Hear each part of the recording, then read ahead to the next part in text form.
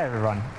As Sampo said, my name is Johan and I work as the press officer for Sailing Team Finland. And with me I have Ilka 7 sailor Valtteri, who is a Youth European class champion and the latest Ilka 7 European champion as well.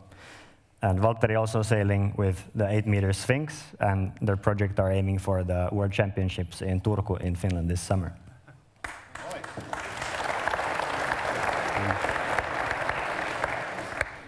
Then we also have Oskari, who has a lot of sailing accolades. He's the 3-time Finn Under-23 World Champion, as well as Finn Gold Cup silver medalist, Universiade champion, lots of other European and World Championships in youth classes, and SSL captain, and a classic boat sailor as well. So welcome, Oskari, as well. Thank you. So Valtteri, your European Championship is quite recent. Can you recap to us how did it feel to actually win the race? Thank you very much, Johan. As we know, professional sports, we face many different challenges. In the past years, I've also faced quite a lot of challenges, which I must say I'm very happy to overcome. And this title shows that. I'm very pleased at this point to have this first title under my name, but definitely I'm extremely hungry for more in the upcoming years. How about Oskari? You've switched recently to the 49er class. How is your project going and what you're aiming for with Ediving? So I used to sail Finn, but since it got kicked out from the Olympics, I had to find something else. So I started sailing 49er. I've been sailing that for 1.5 years now. The project has been going really well. We have had really promising results already. And the next qualifier for the Paris Olympics is going to be mid-April in here, France. And hoping to qualify, or believing to qualify there for the Olympics, and then we have the Olympics in the Paris, or in Marseille actually, early August and late. And how about Valtteri? I guess you're not still satisfied with one medal in Ilka 7 class, so what are you aiming for long term? Yes, well, I had a project towards the Paris Games. Unfortunately, in December, the Olympic Committee made the selection to send Karle Tapper. Congratulations for him. So unfortunately, I lost that qualification. And since that happened, my project towards the LA, Los Angeles Olympic Games in 2028 started. And then my goal is just to sail as many different boats as possible and learn about different kinds of boat classes as possible as I can. And obviously the 8-meter worlds in Airaston. And what we're going to talk about here today is how we are able to compete against powerhouse nations. And one inherent quality of just competing at the absolute highest level is that it's just really hard. And to compete at that level, we have to be efficient with our use of resources, and it is really critical to use both money, time, expertise. Everything has to be really efficient to be able to succeed. Finnish sailing, in the high-performance classes, we have quite few sailers at that level compared to the big nations, and we also have a fraction of the resources of the big countries. Still, we've been able to manage to achieve 20 European and World Championship medals in the 2000s, and we're also the most successful summer Olympic sport in Finland as a whole. That said, there's been a few years since the last medal, so we're hoping to add something to that in August in Paris. But that brings the question that how is this done? And I was supposed to answer this question, and I noticed that I really don't know the answer myself. But luckily, we have a lot of history and experts who've been part of the team for decades, so I went to ask them for advice. And the theme that came up from almost every discussion was international cooperation. It's played a part in the past, and right now it's playing a really big part of our whole operation, or how we do things. So we cooperate a lot with other countries, which is quite unique. Valtteri and Oskari, how does the international cooperation play part in your projects? So we face a few different challenges. In Finland, we're a fairly small country, so the input of actual sailors is quite small. So we find a challenge to find proper training partners with the proper level. So in this, we have solved this problem to make a cooperation with different countries. Myself, as a ILCA 7 sailor, we are cooperating with the Norwegian sailing team, and this is solving the issue of finding proper training partners. And the next issue, or the challenge that we face, is to find good quality coaches and experts. And this is another thing that we are able to solve with cooperation with the Norwegian sailing team.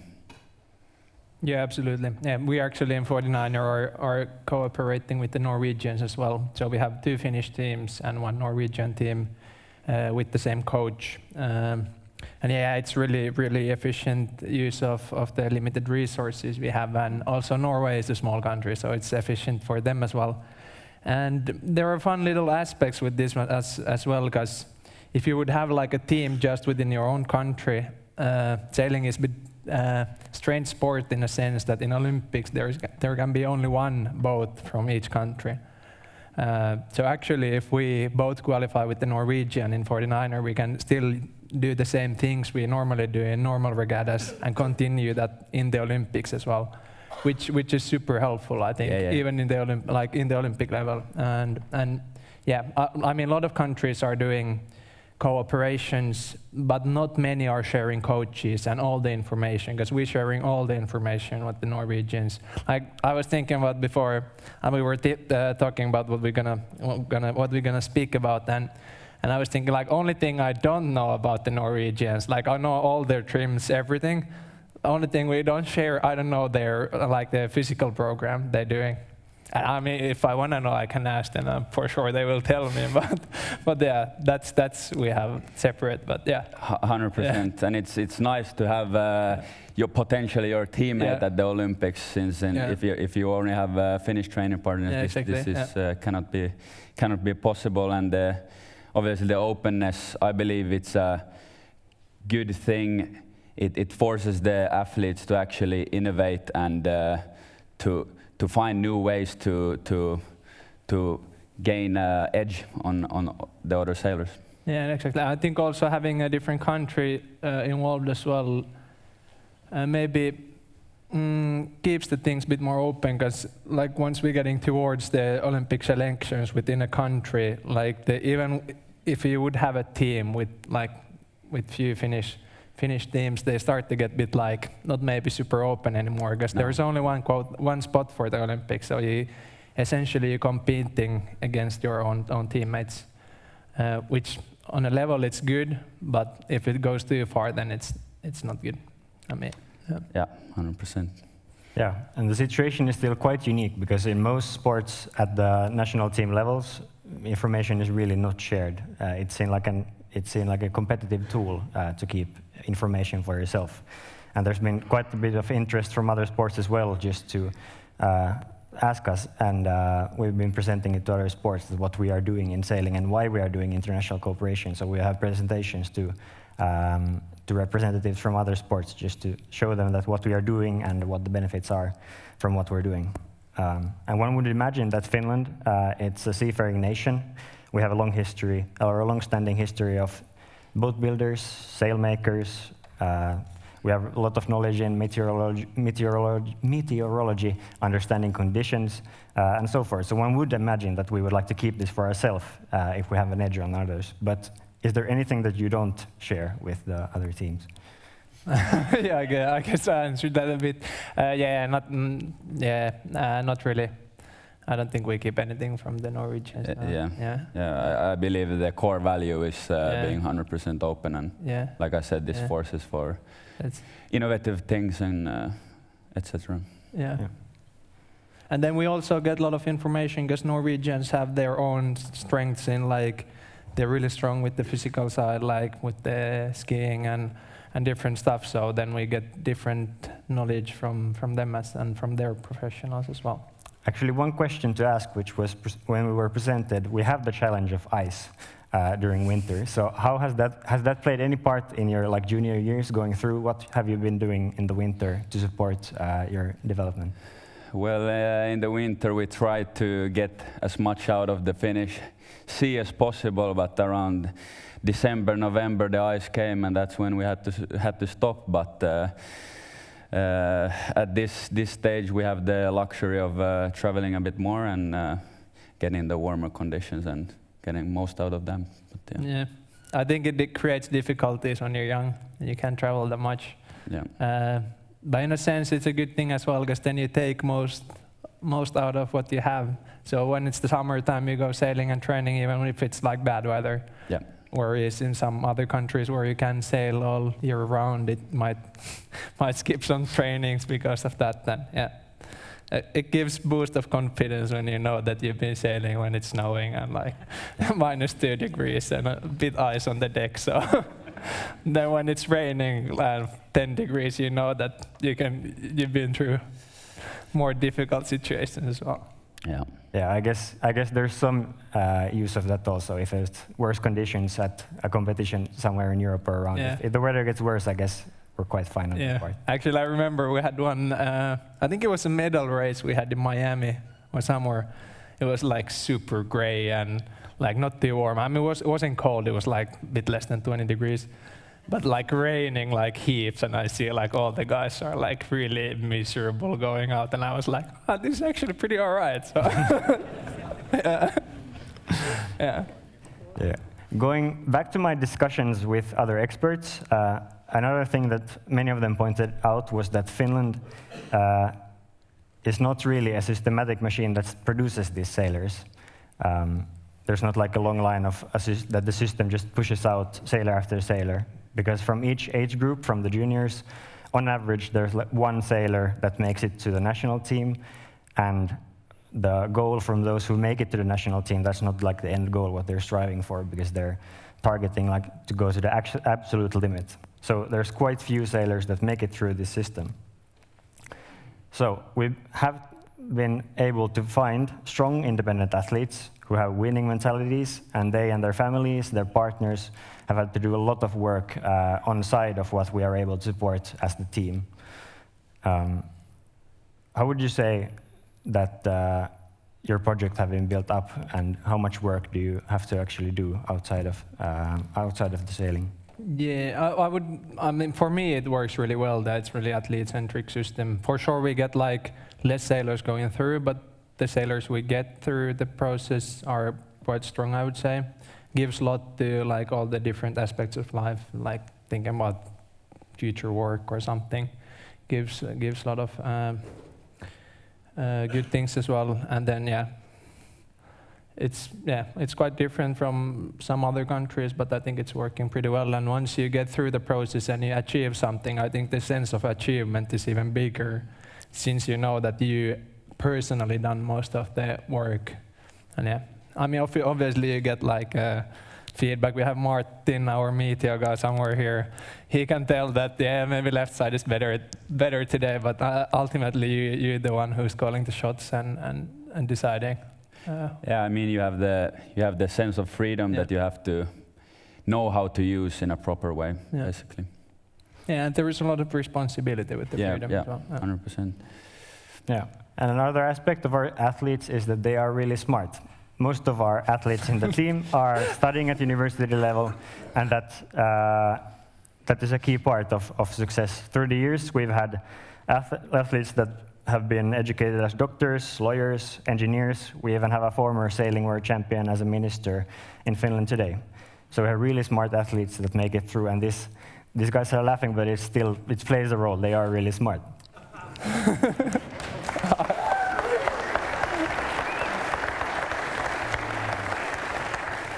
Would you like to present? You're both studying, so what are you studying for your dual career? Yeah, currently I'm studying the Aalto University School of Business, and I believe it's a good thing to study alongside professional sport. I think it gives you some tools, let's say, for leading your own project, and also for the financial side of things. I think there's many upside to it. Yeah, absolutely. Yeah, I actually just finished my bachelor's in industrial engineering and management, and now continuing to masters. But yeah, I've always done the sailing as a primary, and then studying as much as I could. And I think, as you said, they both studying brings a lot to sailing, and also sailing brings a lot to studying, and like team building and teamwork and running projects and stuff. Yeah, and also studying, you're spending most of the time sailing, so sometimes it's good to get your head out of sailing as well. So studying is a really good way to do that. Yeah, it's a balance, finding the balance. Yeah, exactly, yeah. Yeah. Do we have any questions from the audience for Oskari or Valtteri? Oskari, you ski a lot. Do I? Yeah. So there's 2 Norwegians. Jeppe is the crew. For sure I would beat him, like no question about it. But Matthias used to be a pro skier, so I think I would struggle a bit. Yeah. Definitely. But actually, Valtteri does skiing a lot. He just bought the roller skis, because I have roller skis with me when we're traveling, but he just bought as well. Yeah, I bought them, but also in our cooperation team we have Herman Tomasgar, who also used to be more or less a professional cross-country skier, so I doubt I would beat him either. Yeah, I've skied with him. He's pretty impressive, good, so I wouldn't race against him. Yeah. We had another question here. Yeah. Just a question. When did you go from I'm sailing for fun to, oh, I might want to go for the Olympics? What age? What key point? So for me, it would have been around. I stopped sailing Optimist quite early, and I sailed for Europe class for 3 years, and I started doing pretty well in Europe class. So there, I started to think about maybe it could be something that I could do like on a high level. I also had different sports, but that was like around 16, 17 would have been the time. For me, at a relatively young age, I believe I was maybe 14, I always wanted to be a professional athlete. I used to do track and field, alpine skiing, and then sailing I picked as my main sport, and I knew that this is, I believed in my capabilities and on a fairly young age. Any other questions? There's one in the back row.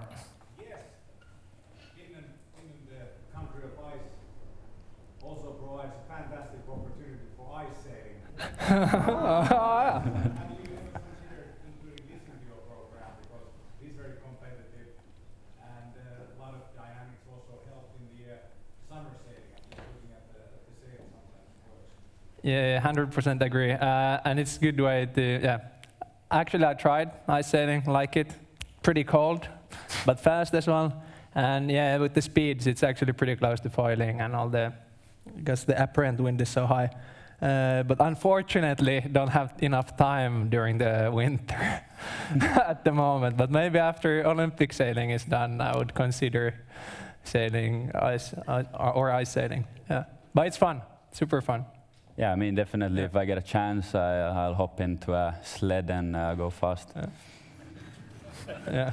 No question here. Tomorrow. Okay. We'll keep in mind. We'll keep this in mind. Yeah. One more question. Yeah, Valtteri, I had a pleasure to compete with you on board Sphinx. Yeah. Once, and I really admired your competitive spirit. Thank you. That really lifted the whole crew. And what can you tell about your road towards the World Championships on board Sphinx? Do you have a younger crew now? Yeah, we have a younger crew. I believe we have the young energy in this crew, and I mean, we're pushing towards that, and I think we'll make something big happen in this regatta, for sure. Yeah, and as presented, so our sailors are doing a lot of different curriculums, a lot of different classes, a lot of different things with sailing. And that's one way that we can all support sailing, is just to keep up the culture, sail all kinds of boats, and just be curious about sailing. And that's a way to help everyone who is trying to sail or just make it to the top. And there's one more way you can help, and that is we have down by the lobby, by the stairs, our equipment partner Heli Hansen was kind enough to make some support shirts for the team, and all the proceedings go to support the team and these guys and trying to make it through the Olympics. So please come there, buy a shirt or a cap for your summer sailing, and thank for us, and let's continue. Yeah, thank you. Thank you all.